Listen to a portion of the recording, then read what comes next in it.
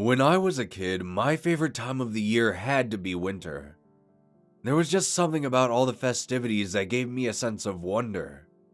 It might sound a little cliched or possibly a little cringy, but to me as a kid, the holidays felt magical. I would spend my winters watching my family put up all sorts of decorations around the house. Wreaths, lights, ribbons, mistletoe, and I can't forget about the star attraction, the Christmas tree. My father and I had this yearly tradition. We'd venture out to our local tree farm and he'd let me run around and select our very own Christmas tree. It was one of the few times that my father and I had a chance to bond. He would tell me all these stories about his past and how his father would take him to go get Christmas trees when he was younger. Although my father wasn't one to show emotion, I could tell that those trips meant the world to him. As the years progressed, my love for the holidays diminished. I suppose that's something that just happens over the years. People get older, develop new interests and responsibilities. During high school, I honestly couldn't care less about Christmas. To me, it was starting to just become another day. Another pointless get-together with people whom I barely remembered. Maybe it was those rebellious teenage years, but I just couldn't see the point anymore. That was probably the reason my parents stopped putting in as much effort as they used to. Eventually, my father stopped offering to go Christmas tree shopping with me, and the holiday just sort of fell by the wayside. During my senior year in high school is when I met Sarah. She was incredible, and we instantly hit it off. A few months after meeting, we began dating. Early into our relationship, I realized fairly quickly that her family took the holidays very seriously. Sarah often apologized for her eccentric family, but I found it endearing. Every year, I was in awe of their decorations and the admiration they had for the holiday. It was honestly like something out of a Christmas movie. As time went by, Sarah and I both moved in together. We had lived in multiple apartments over the years until eventually we had saved up enough money to buy a house in the suburbs. As the year started drawing to a close and the winter holidays were fast approaching, I wanted to try and rekindle my old childhood love for Christmas.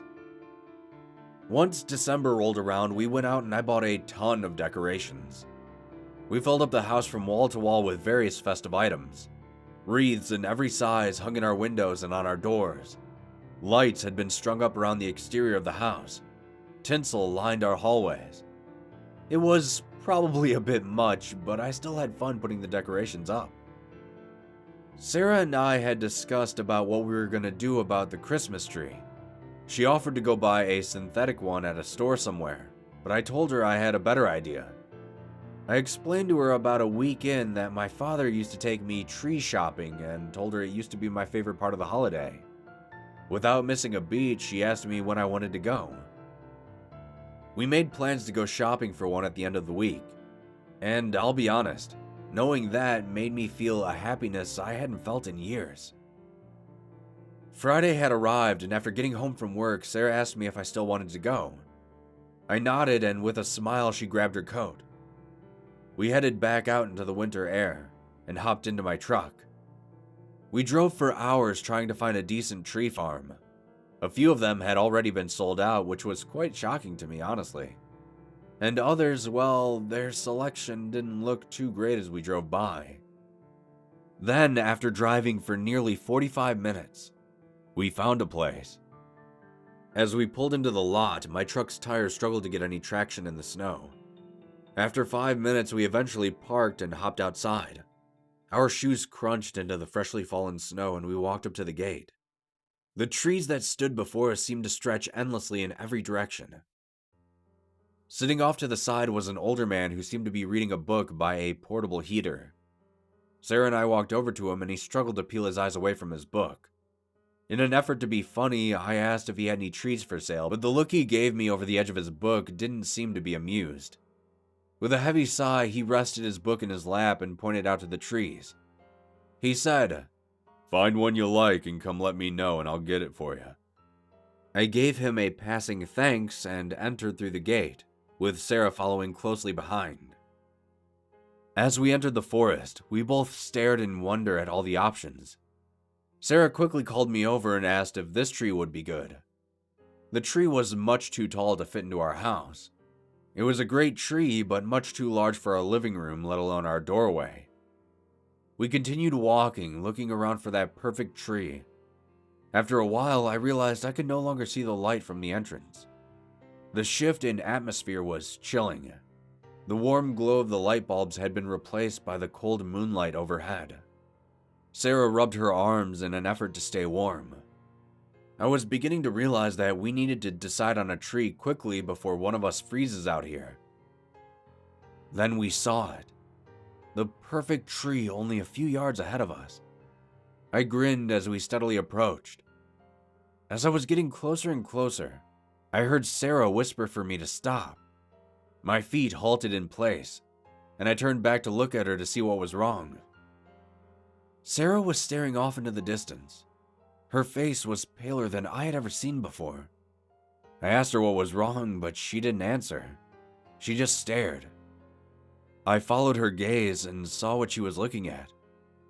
Between a few trees off in the distance, two eyes were looking right back at us. The shadows cast by the trees around it was obscuring its body, but its eyes seemed to pierce through the darkness. I looked back to Sarah and she managed to whisper, saying that we should probably leave. I turned back to look at the eyes in the darkness. They were still there, still wide, and still staring directly at us. Then, the eyes began to move out from the trees. As they did, they started to rise higher and higher above the ground. After a few seconds, the eyes were nearly half as tall as the tree it stood next to. It stepped out into the moonlight, and I couldn't believe what I was seeing. Its body was unlike anything I had ever seen before. It looked like some kind of mythical beast. Dark fur covered it from its head to its toes. Massive clawed hand gripped the tree next to it, and I could see the tree strain from the pressure. Large horns protruded out from its head, curling up and back from its body. It exhaled a deep breath through its nostrils. The gust of warm air visibly obscured its face for a moment. It took another step closer.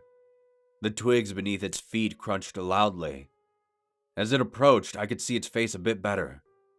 A dark liquid dripped from its lower jaw, staining the pure white snow beneath it.